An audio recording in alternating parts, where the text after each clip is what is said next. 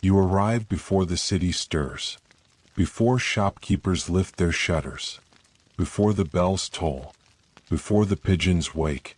You arrive in the dark, not because you must, but because you always have. The ink must be ready. The shop isn't grand.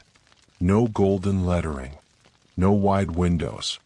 Just a narrow door tucked between two slanted walls on Hollow Lane. Above the door, a wooden sign bowed with rain reads, B. Eames, Ink, Copy and Curious Dyes. Nobody remembers who B. Eames was. Some say your father. Others say your name is B. Eames. You've never corrected them. It doesn't matter. The shop remembers. Inside, the scent hits first. Old vellum, cedar shelves, pressed lavender, dample, and ink. Not the ink of today, not plastic pens and toner cartridges, but ink that breathes, ink that lives in glass, ink with memory. You light the first candle with a match that protests. It always does. The flame curls upward, warm, golden, familiar. You light the others, 7 in total, moving left to right. The shadows pull back. They always do. Not because they're afraid, but because they've made space for you. You hang your coat behind the door. Worn gray wool patch on the left elbow. You roll up your sleeves. Your arms are smudged with stains, blues, blacks, greens, the past refusing to let go. The table awaits. On it, 7 empty bottles, 1 clean rag, 3 drying quills, and the book. Not a ledger, not a journal, something older, something that listens. You open it. The pages crack gently. Date the page. Write nothing else. Yet, you breathe in and begin. Tonight's order, night script blue. A clerk from the courthouse needs it before first bell. You've mixed it before, a dozen times, maybe more. But ink doesn't care about memory. It only listens to presence. You fill the mortar with powder from the second jar. Fine as fog, dark as midnight. Next, distilled rainwater from the roof gutter. You measure it in drops. 1, 2. The third always hesitates. You wait. When it falls the powder size. You stir. Not quickly. Ink must be coaxed. Figure 8s. Circles. Pause. A breath. The blue begins to bloom. You glance at the shelf to your right. Rows of labels handwritten in faded ink. Fireline red. Sootmark black. Weathered verdigris. Whisper ash. Each bottle has its story. Some were commissioned. Others appeared. You stopped asking how. A gust rattles the windows. You don't look up. Wind can't come in here. Not unless you let it. You add a pinch of ground iris root. It darkens the hue. Then a single drop of oil from the glass vial marked T. You don't remember what T stands for anymore. Tannin? Turpentine? Time? Doesn't matter. It's always worked. The ink is ready. You lift the glass bottle, slightly green from age, and pour with care. The fluid slides like shadow, slow and obedient. No splash, no drip. You seal the bottle with plum-colored wax. Press the stamp gently. B. You pour a cup of tea. Not to drink. For the sound. The clink of ceramic. The sigh of steam. The whisper of warmth. It fills the corners where words don't reach. You turn back to the book. Write a line. Night script blue. Stirred slow. Bloomed quiet. Held steady. You close the cover. Let it breathe. You clean your mortar with care. Not because it's fragile, but because it remembers. Old ink stains whisper to each other in the grain. You've heard them. In dreams. Or maybe while awake. A soft knock. You pause. Always 2 taps. Never more. You open the door a crack. Fog curls in like a shy animal. A boy in a red scarf stands there holding a pouch. You nod. He nods. You trade pouch for parcel. No words. You close the door and place the pouch on the shelf marked E. You don't open it. Not yet. You stretch your fingers. Flex your wrist. The second order tonight, iron leaf green. This one's temperamental. You begin with the crushed bark. Add vinegar tincture. Stir counterclockwise. It froths, a soft hiss, like it's warning you. You whisper, easy now. The mixture calms. The ink blooms moss dark with veins of gold. You bottle it in one of the heavier flasks. These are for scribes who write names meant to last. You don't ask what kind. You light a small taper in the corner of the shop, near the wall of returned bottles. They wait quietly. Not empty, just paused. Some still shimmer when you shake them. But you don't. Some things are best left still. You write again in the book. Iron leaf green. Stirred backward. Bit wild. Settled slow. The rain starts to fall in earnest now. You hear it patter on the roof tiles like an old song. You let it play. You pull a scrap of parchment from under the press. Someone's handwriting, not yours, curls along the edges. The ink knows what it's for. You don't remember who wrote it, but you keep it. You place it near the window. Let the candlelight catch it. Let it remind you. You blow out the middle candle. Not to end the work, just to shift the weight of the room. The light leans softer now. The shadows curl back in, whispering. You check the locks, the wax, the labels. Everything waits. You sit for a moment at the stool, and still, breath low. And then, quietly, you begin the next batch. The fog clings tighter now. Not dense, just determined. The kind that's not in a hurry. It wraps around the corners of windows, pools in the seams of the door. You stand quietly at the center of the room, flame flickering in 6 steady halos. One candle burned out when you weren't looking. You don't relight it. Some light is meant to go dark. You reach beneath the counter and pull out the small box. Wood worn soft, carved with a spiral on the lid. Inside, notes, orders, fragments. One is folded like a letter. One is rolled like a scroll. One is barely more than a ripped scrap. Each is written in a different hand. Ink bleeds at the edges. Some from age. Some from the writer. You unfold the one with no name. It says only 4 ounces. No color. No memory. You nod. You know the recipe. You just don't like it. You reach for the tiny bottle near the top shelf. Clear glass. No label. Inside, ink the color of air. Looks empty. Isn't. You mix it with a single drop of shadow, pulled from under the drawer that never opens fully. The mixture doesn't swirl. It settles. You bottle it without a word. You do not label it.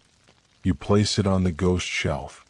The ghost shelf is small, uneven. 4 bottles sit on it now, not counting the new one. Each has its own story, or lack of one. You don't speak near the ghost shelf. You just place, and remember, or forget. Both feel the same here. A second knock. Not the boy. This one is firmer, older. You open the door. A courier. Long coat. Gloved hands. A small brass pin at his collar, the mark of the inner routes. He holds a wooden case. You nod. He nods. He places it on the stoop. You wait until he vanishes. You bring it inside. You open it slowly. It smells of dust and something older. Maybe coal. Maybe regret. Inside, 10 empty vials. Labeled night tannin, ash root, ash black, rue glass, and one with no name. Just a symbol, 3 curved lines crossing. You place the case near the mixing table. You'll begin tomorrow. You take the pouch from the east shelf. Inside, parchment. Folded 3 times. Thick, creamy stock. The message is written in an ink you did not make. It shimmers strangely, like it wants to be another color but can't decide which. It reads, "We request your silence." And 3 vials of fogline gray by week's end.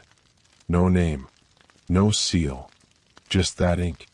You close the parchment and set it gently inside the press. Let its weight decide whether to accept it.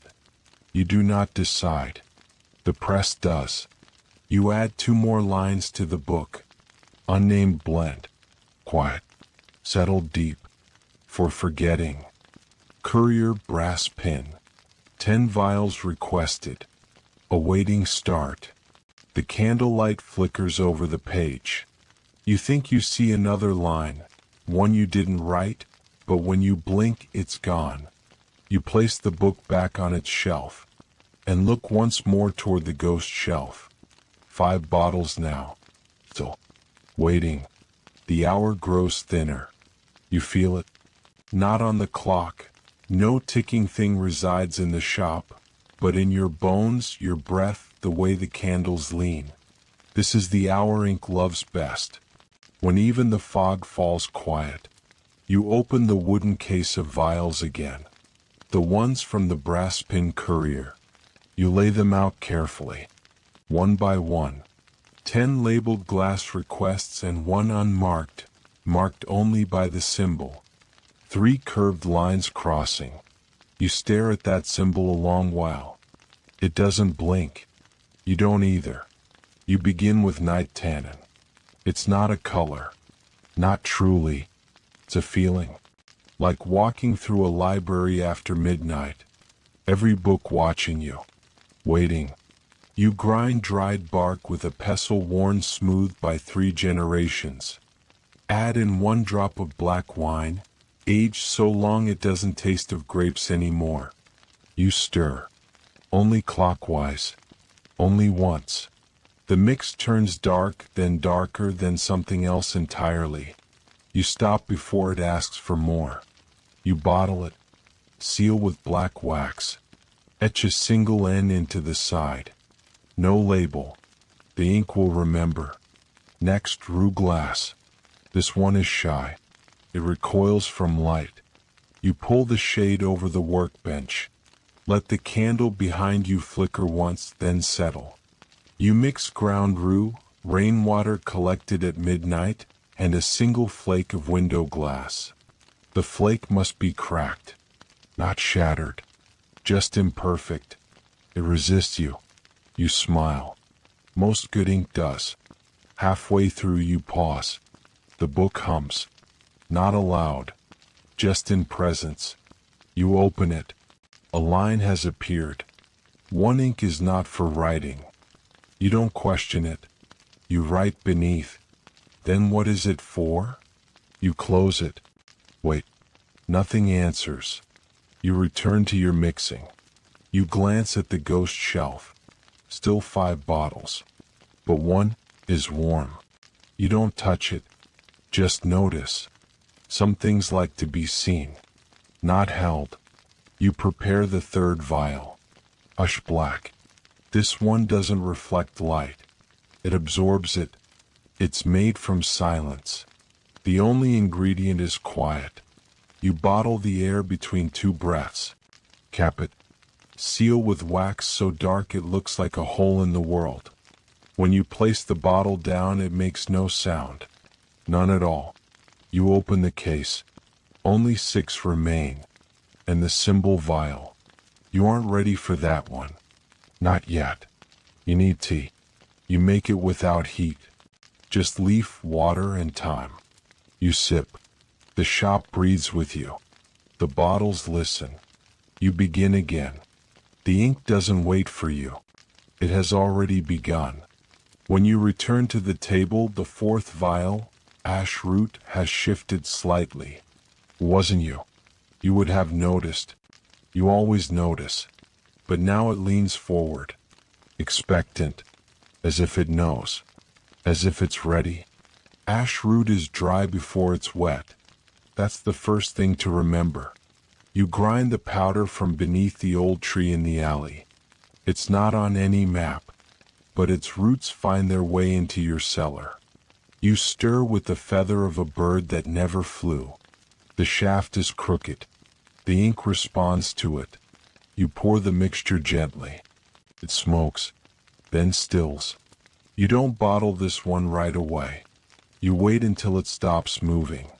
You don't know why, but you always do. You open the book. Another line waits there. The fourth ink knows your name. You don't write anything beneath it. You simply close the cover and place your hand atop the spine. Not for control, for comfort. You reach for the fifth vial. Fogline Gray. The one requested by the unnamed client. It's a soft ink, gentle, fickle, made from condensation collected on the inside of windows, colder than breath. You mix it with a pinch of pearl ash and whisper to it, not words, just warmth. You pour it into wide-neck bottles, the kind for calligraphy, not contracts. The ink smells like endings. You don't label this one either, but you mark the cap with a single pressed thumbprint. Yours. The book stays shut. You understand. Some inks prefer silence. You check the ghost shelf. Still 5. But now 2 are warm, and 1 is missing its shadow. You don't look too closely. Instead, you begin clearing space. The last vials await, and then the one with the symbol. The one you've been avoiding. You take a long breath, a deeper sip of tea, and begin grinding the next root. You've waited long enough.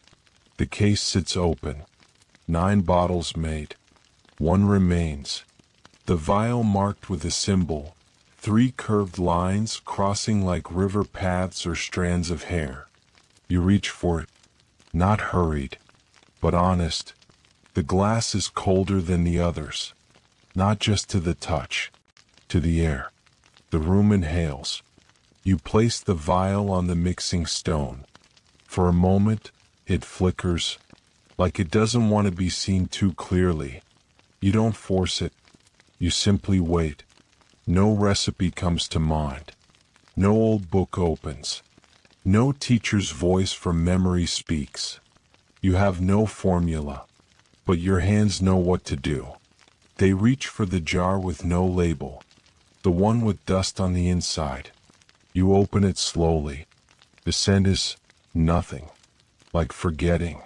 You tap a pinch into the bowl. You need water, but not from the shop. You reach beneath the floorboard. There, wrapped in a scarf, is the vial of melted frost, scraped from the windows of the North Tower before it burned. You've never used it, until now. You pour a single drop. The powder doesn't mix. It lifts, suspends, hovers. You do not stir it. You let it become. The color is indescribable, not because it's strange, because it's familiar in a way you've never seen. It reflects the part of you you don't write down. You bottle it slowly. The glass resists, then allows. You seal it in black wax, then gold, then none. You place it in the center of the table and sit across from it. You say nothing, but your breath deepens. The room stills. The book opens itself. 1 line appears. This one writes back. You do not respond. Not with ink. You simply watch, as the bottle hums, as the ghost shelf flickers, and one by one the lights in the shop dim. All but 1. You've waited long enough. The case sits open. 9 bottles made. 1 remains. The vial marked with a symbol, 3 curved lines crossing like river paths or strands of hair. You reach for it, not hurried, but honest. The glass is colder than the others, not just to the touch, to the air. The room inhales. You place the vial on the mixing stone. For a moment, it flickers, like it doesn't want to be seen too clearly. You don't force it. You simply wait. No recipe comes to mind. No old book opens. No teacher's voice from memory speaks. You have no formula, but your hands know what to do. They reach for the jar with no label, the one with dust on the inside. You open it slowly. The scent is nothing, like forgetting. You tap a pinch into the bowl. You need water, but not from the shop. You reach beneath the floorboard. There, wrapped in a scarf, is the vial of melted frost, scraped from the windows of the North Tower before it burned. You've never used it, until now.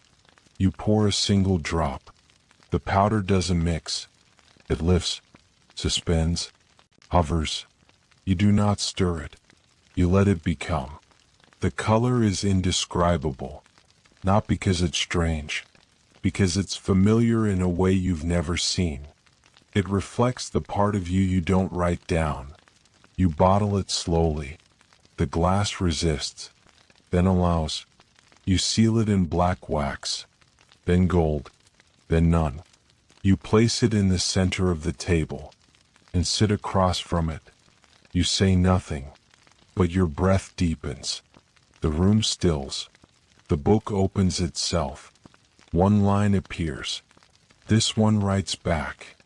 You do not respond, not with ink. You simply watch, as the bottle hums, as the ghost shelf flickers, and one by one the lights in the shop dim. All but one. The last light sways gently, not from wind. There is no wind here. It sways like breath, like memory stirred. You haven't moved in minutes, or hours. Time doesn't press here, it pools. The bottle in the center of the table still hums, not audibly, but you feel it in your chest. You reach toward it, not to lift it, just to be near. And that's when the book begins to write, not with your hand, with its own. Ink pours from no quill, shapes words across the page. To use this ink is to remember what was meant to be forgotten. You watch as the words settle into the paper. They do not shimmer. They do not fade. They anchor. Your hand moves before you think. A blank sheet. One of the old ones, from the press stock of Rilmore and Sons, long since vanished. You dip the edge into the bottle. The ink climbs the page before your pen touches it. It begins to write. One word, then another, in a language you do not know, but you understand it. It speaks of names buried in alley bricks, of promises folded into scrolls never opened, of stories traded for silence, and the sound of footsteps that never came home. You try to stop your hand. You cannot. The writing is not unkind, but it is true. Too true. The book closes itself, not rudely, just firmly. A final whisper of parchment, and all the candles go out, except one, the same one as before. You stand. Carry the paper to the ghost shelf. You place it beside the fifth bottle, the one that's still warm. The ink bottle quiets. You do not seal it. You do not shelve it. You simply bow to it, just slightly, and return to your chair. The storm outside begins in earnest, but inside, everything is still, until a knock comes. Soft, slow, final. The knock does not come again. Just once. Enough. You sit still, not frozen, aware. The ink bottle no longer hums. The candles, what remain, do not flicker. Even the ghost shelf seems to hold its breath. You rise slowly. The wood beneath your boots sighs with memory. Each board a familiar name beneath your step. You cross to the door. No wind beneath it. No fog pushing in. Just stillness. You open it. No one stands there. Only a parcel, wrapped in oilcloth, tied with twine. No note, but you know it's for you. You bring it inside. Lay it gently on the table. Untie the cord. Unwrap the cloth. Inside, a single object. An old inkwell. Brass. Dent on the side. Cap missing. You know this well. It belonged to your mother. You haven't seen it in 30 years. The book opens. It writes one word. Continue. That's all. But it's everything. You place the inkwell beside the humming bottle. You feel the air shift gently, as if the shop exhales. From the back shelf, you retrieve a single unused quill, raven feather, dipped in copper. You place it beside the inkwell. Then wait, not for the ink, for the story. It will come. You've made the space. You've kept the silence.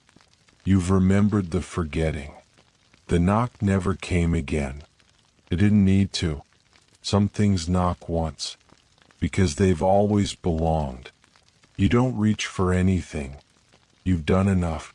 The bottles are still. The book rests closed. The quill lies exactly where you placed it. And the light, the final candle, burns with no hurry. It too is tired. You move to the chair in the back, the old one, with the squeak in the right leg and the worn patch where your elbow always rests. You sit. Let your body settle in layers. Bone, breath, memory. You look out the small window.